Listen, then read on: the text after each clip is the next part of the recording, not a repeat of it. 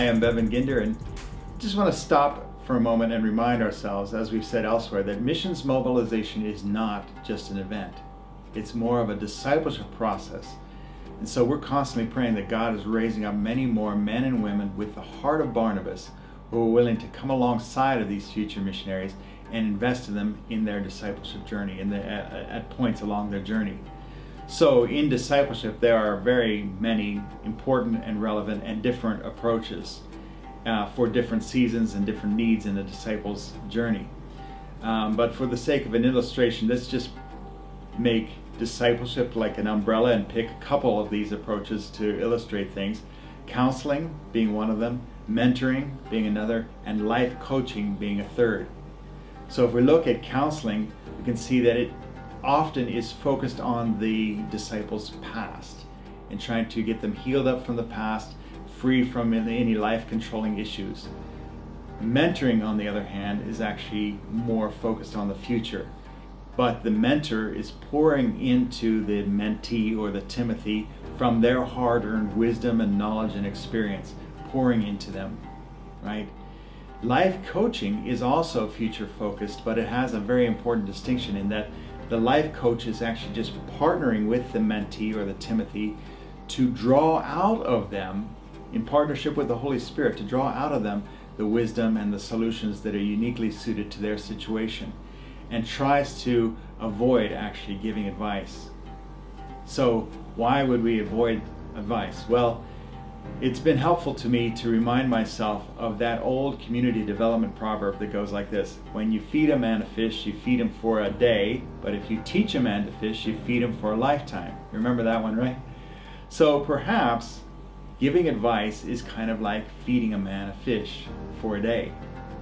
And so I'm really a huge fan of life coaching because it is more likely to develop that leader's capacity to take responsibility for their own life and find their own solutions in partnership with the Holy Spirit. And yet I confess I like being the expert. I really like being the guy with the answers. I really like giving advice. There's something very efficient and fulfilling about that. Here's the solution. Good. Next. Who's next in line?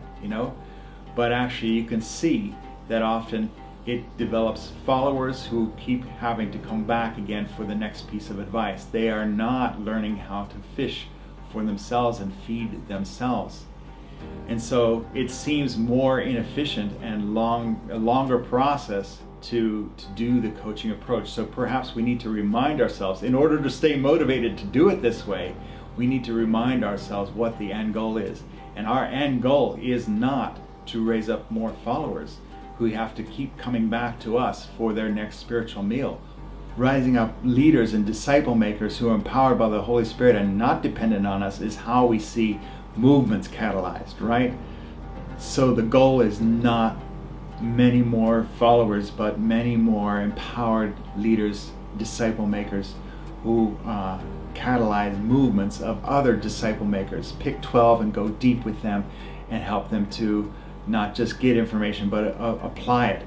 And so we are huge fans of life coaching approach, and yet we recognize that in many circumstances, in certain circumstances, the mentoring approach is the correct one because we're at the beginning of the journey and that's what is needed at that time. But we're just praying that as we invest in these up and coming leaders and missionaries, we will keep the end goal in mind of bringing them to the point where they can feed themselves and not just be dependent on our advice, and that we want to see movements to Jesus happening through empowered leaders and disciple makers.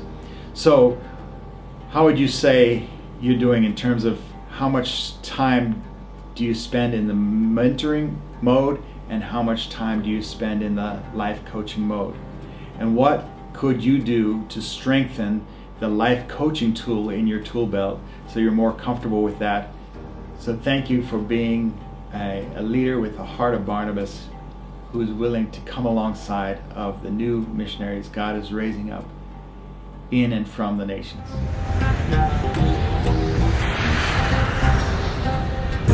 Mentoring Missions Advocates. This is globalcastresources.com.